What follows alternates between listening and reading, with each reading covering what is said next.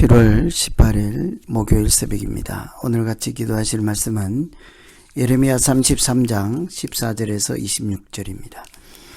그 중에 15절 말씀 봉독해 드립니다. 그날 그때에 내가 다윗에게 한 공의로운 가지가 나게 하리니 그가 이 땅에 정의와 공의를 실행할 것이라.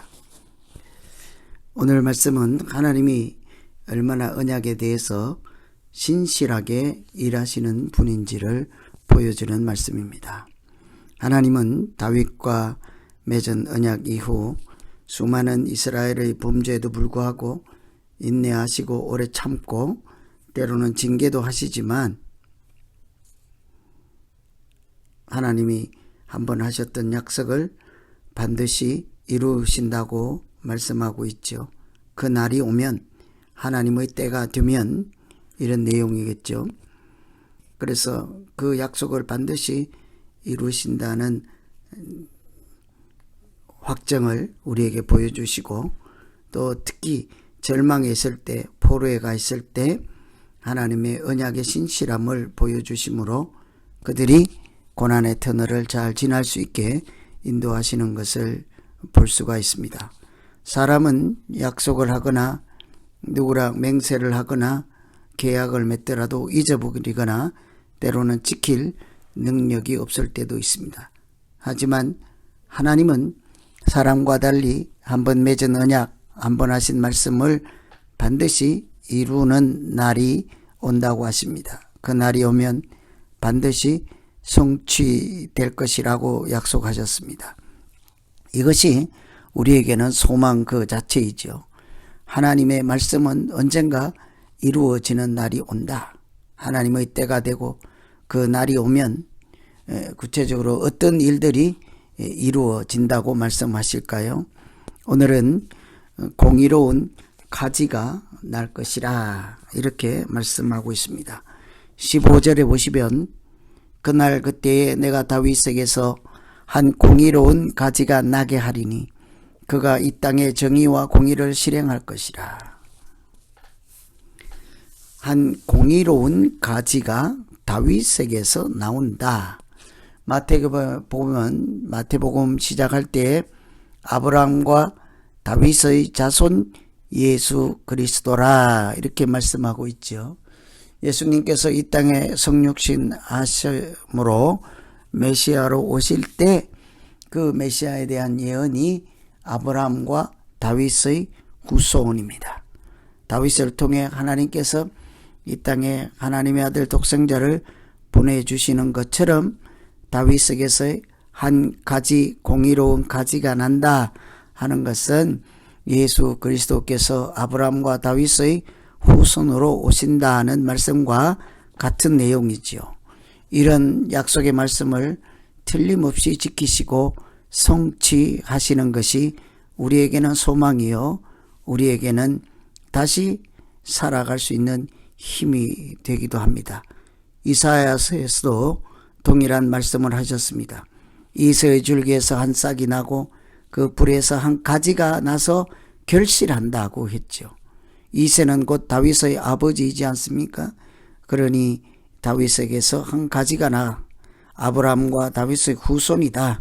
모두 다 예수 그리스도의 오심을 메시아로 오심을 우리에게 미리 보여주는 말씀입니다. 그래서 이 나라가 멸망할 때에 이 나라가 다시 복원되고 포로에서 돌아오는 것, 그것이 궁극적인 목적이 아니라 목표가 아니라 하나님은 이미 더 멀리 더 큰 그림을 그리고 있었습니다. 다윗의 후손으로 오실 예수 그리스도를 통해서 이 땅에 하나님 나라가 이루어지게 할 것이라 공의로운 가지는 곧 예수 그리스도의 통치를 얘기하는 거죠. 그래서 오늘 우리가 기도할 것은 하나님 아버지, 우리가 살아가는 이 땅에도 하나님의 공의와 정의가 실현되게 하시고 예수 그리스도를 통해서 하나님의 공평하심이 나타나게 하여 주시옵소서. 이렇게 기도하면 되겠습니다. 또 한 가지 오늘 말씀해 보시면 왕과 제사장들이 끊이지 않을 것이라.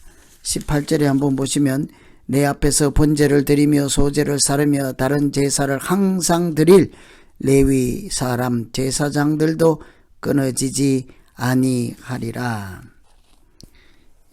제사장들이 끊어진다 하는 것은 예배가 끊어진다는 것과 같은 말씀이죠. 예배가 끊어진다는 것은 곧 사람과 하나님 사이에 연결이 끊어진다라고 볼 수가 있습니다. 그런데 오늘 이 말씀에서는 제사를 드릴 제사장들이 끊어지지 아니할 것이라, 하나님께 예배 드리는 일이 중단되지 않을 것이라, 하나님 앞에 나아가는 길이 막히지 않을 것이라. 그러니 언제든지 하나님과 연결된 사람으로, 하나님께 속한 하나님의 사람으로 그들이 살아가게 될 것이라 하는 회복의 말씀이죠. 이 당시에 성전이 무너지고 제사장들이 죽임을 당하고 불탔으니 하나님께 예배 드리는 것도 중단되고 말았습니다. 그런데 예수 그리스도께서 이 땅에 오심으로 이제 다시 희생 제물을 올리는 제사가 아니라 모든 제사를 단번에 해결하시고 우리의 죄도 단번에 해결하시고 스스로 화목 제물이 되신 십자가의 그 희생으로 우리 그 예수 이름을 믿는 성도들, 하나님의 백성들이 이제는 왕같은 제사장이 되어서 더 이상 피를 흘리는 제사가 아니라 예수 그리스도 안에서 산 제사를 드리는 예배가 끊이지 않게 하신다는 말씀이지요. 그래서 그 자손들이, 하나님의 백성들이 하나님과 끊어지지 않고 끈이 떨어지지 않고 연결고리가 무너지지 않고 예배가 무너지지 아니하고 항상 하나님께 속한 자녀로 하나님께서 살아갈 수 있도록 도우시고 함께 하신다는 말씀입니다. 그래서 이 회복하실 때 하나님은 공의로운 한 가지를 통해 하나님 나라를 세우시고 또 메시아신 예수 그리스도의 온전한 희생으로 그 믿는 성도들이 마치 왕같은 제사장이 되어서 하나님께 예배드리는 일이 중단되지 않을 것이며 하나님께 나아가는 길이 막히지 않을 것이라 이렇게 말씀하고 있습니다. 오늘 이런 귀한 말씀을 가지고 이제 우리 믿음으로 나아갈 때 하나님께서 우리 가운데 임재하시고 또 우리의 예배가 중단되지 않게 하시고 우리에게는 늘 사모하는 마음을 주시옵소서. 이렇게 같이 한번 기도하겠습니다. 하나님 아버지,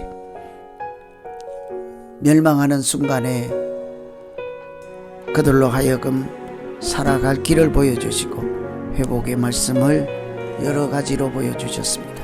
오늘은 공의로운 가지가 나을 것이라 하셨사오니 이 말씀대로 예수 그리스도를 우리에게 보내주시고 예수 그리스도를 통해 하나님께 나아가는 담대한 길이 열리게 하시고 더 이상 피를 흘리는 희생 제물이 아니라 한 번으로 영원한 제물이 되시고 제사가 되는 예수 그리스도 안에서 우리가 구원을 얻게 하심을 감사를 드립니다. 이제 우리가 살아있는 성전, 거룩한 성전이 되게 하시고 또 우리가 왕같은 제사장이 되어서 예수 그리스도를 통해 하나님 앞에 나아가는 길이 이렇게 조금도 중단되지 않고 끊어지지 않게 하여 주시옵소서.